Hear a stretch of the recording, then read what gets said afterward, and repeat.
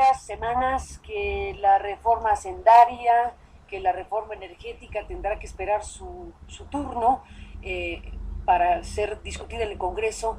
Antes tendrían que aprobar una reforma político-electoral que, bueno, pues está también a discusión en nuestro país. Esto como parte de los acuerdos en el llamado Pacto por México.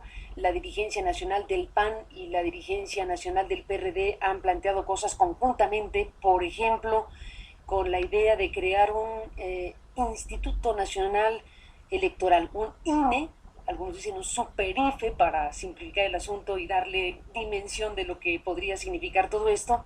Y bueno, pues han planteado un conjunto de cosas de las que aquí hemos hablado, incluso con los propios presidentes de los partidos. Hemos escuchado a Madero, a Zambrano, explicar en esta parte de la historia lo que pretenden hacer con un órgano, un superórgano electoral. Incluso a pregunta expresa, Madero reconoció que se trataría de una especie de cuarto poder, el cuarto poder electoral, con todas las dimensiones que eso pueda tener.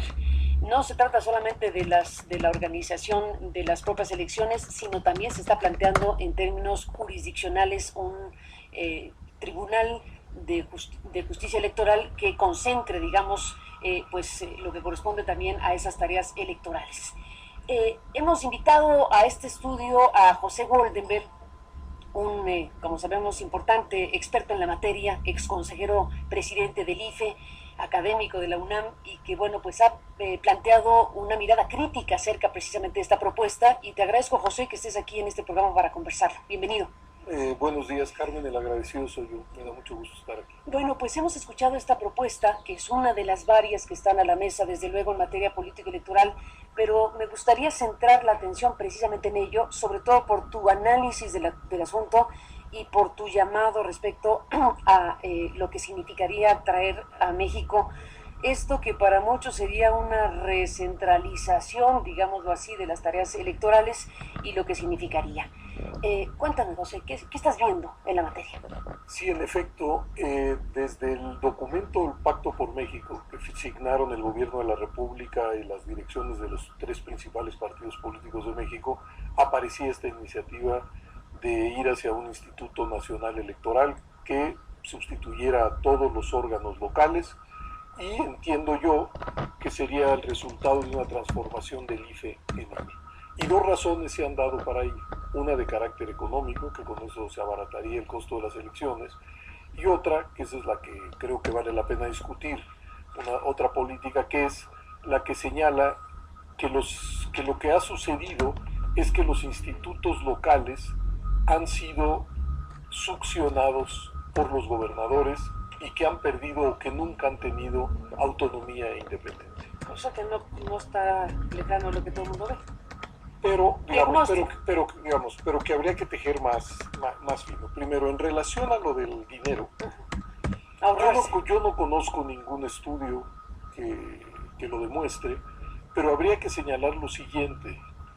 Creo que de inmediato no habría un ahorro, aunque quizá en el mediano y largo plazo. ¿Por qué?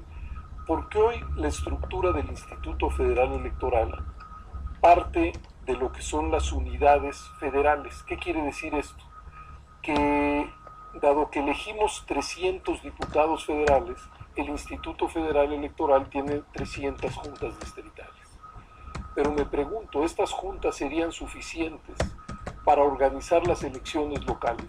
Por ejemplo, en Campeche hay solo 2 distritos federales, pero hay 21 distritos locales.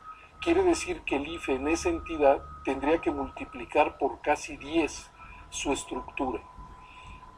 Es decir, ahí, por razones prácticas y técnicas, lo que tendríamos es un crecimiento, hasta donde yo entiendo, de la propia estructura del IFE. Pero como te decía, no creo que ese sea el argumento de fondo, sino el político. Yo creo que entre los 32 institutos locales hay diferencias muy marcadas. Pero demos por bueno el diagnóstico. Como dicen los abogados, concedamos sin aceptar que todos han sido succionados y que cooptados, intervenidos y que no son autónomos. Si ese es el diagnóstico, la receta me parece excedida. ¿Por qué? Porque si no son autónomos, deberíamos de pensar cómo construir autonomía o cómo fortalecer autonomía y no cómo cercenar pues un modelo federalista de organización electoral. Yo creo que el asunto... El diagnóstico sí, la receta no. Y el diagnóstico me parece de todas maneras muy general y un tanto cuanto burdo. Pero si el diagnóstico fuera cierto, digamos, si el diagnóstico fuera cierto en las 32 entidades, pues entonces la receta es excedida. ¿Y por qué digo que el diagnóstico es excedido? Porque, hombre, en la inmensa mayoría de los estados hemos vivido fenómenos de alternancia en las gubernaturas. Han vivido con congresos locales sin mayorías. En muchos de los estados tenemos presidencias municipales de 3, 4, 5, hasta 7 partidos políticos diferentes. Y yo creo que la idea de que se pueden ganar elecciones colonizando los institutos electorales locales es una idea que ya tampoco se compadece con la realidad. Yo coincido contigo respecto a que la receta para remediar ese diagnóstico es excedida, pero déjame ir al diagnóstico y déjame rebatirte sobre el tema, incluso llegar al punto de que algunos denominan la actuación de los gobernadores como si fueran auténticos virreyes, sin contrapesos, sin transparencia, cooptando los órganos que deberían ser autónomos, dominando los congresos, en fin, todo esto que puede ser un diagnóstico generalizado injustamente para las 32 entidades, pero que tampoco podemos evitar decir que en efecto hay evidencias claras de que en estados de la República muy claramente el fenómeno sucede.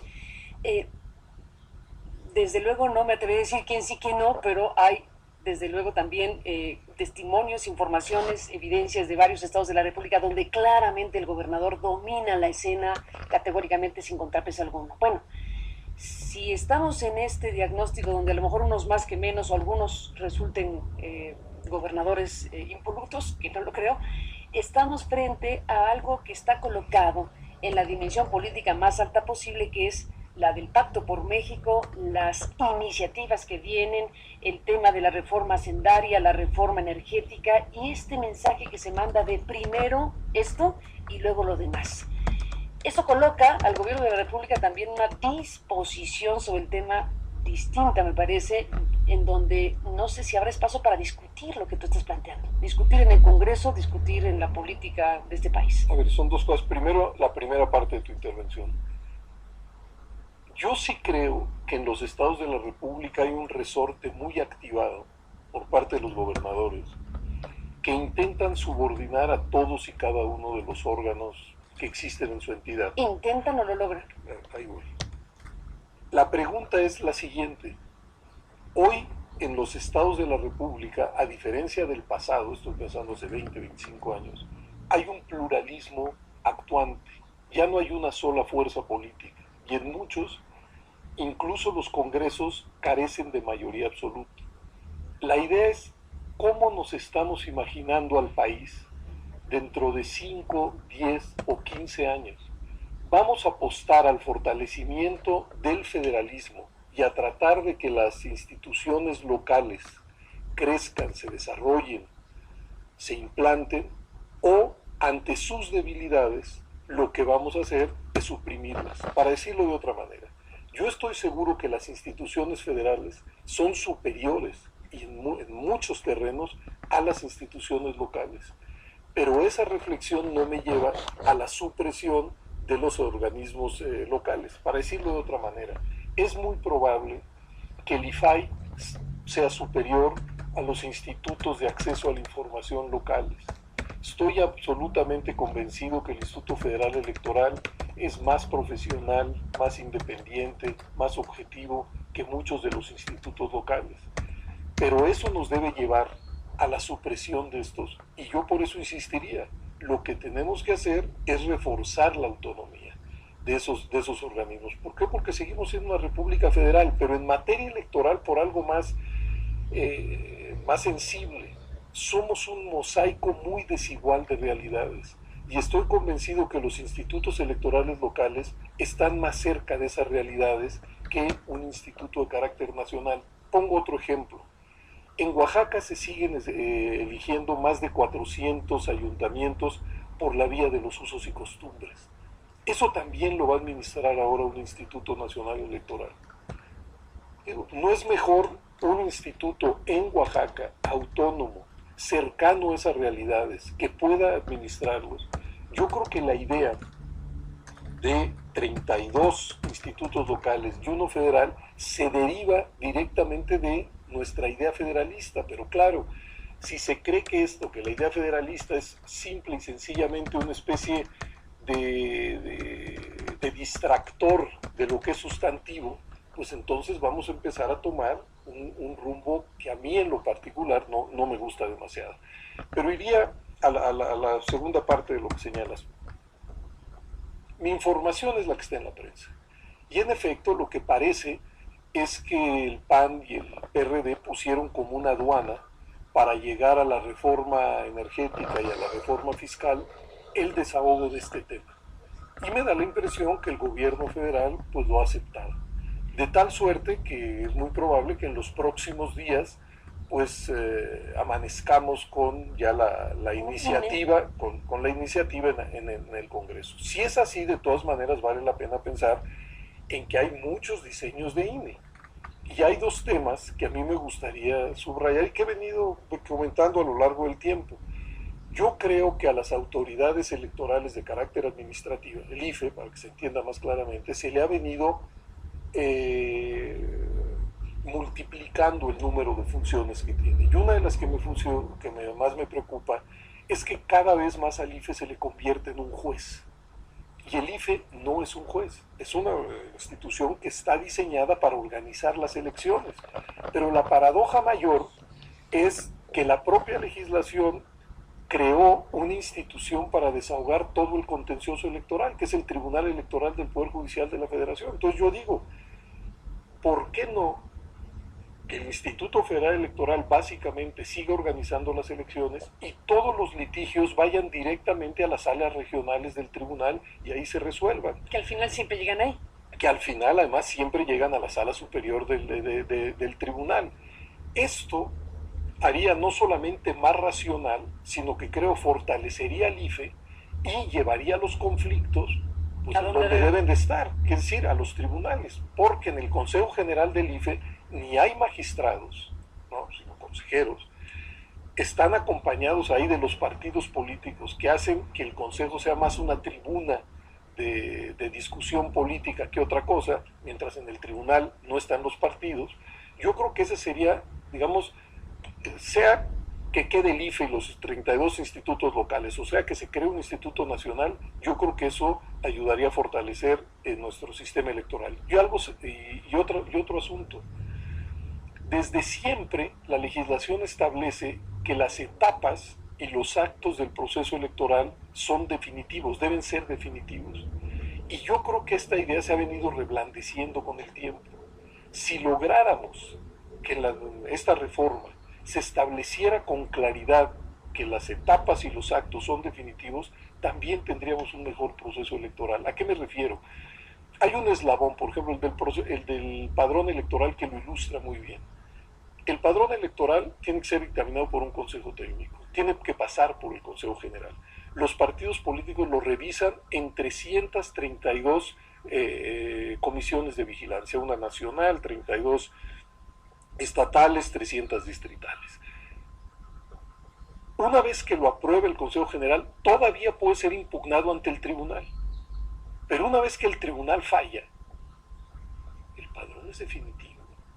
Ya nadie puede, al final del proceso electoral, salir con que el padrón no resultó consistente. Entonces creo que tenemos que volver a ese espíritu de la ley y a la letra de la ley, porque es importante ir inyectando certeza en el proceso electoral, para que el día de la elección lo único que quede a discusión pues son la emisión de los votos.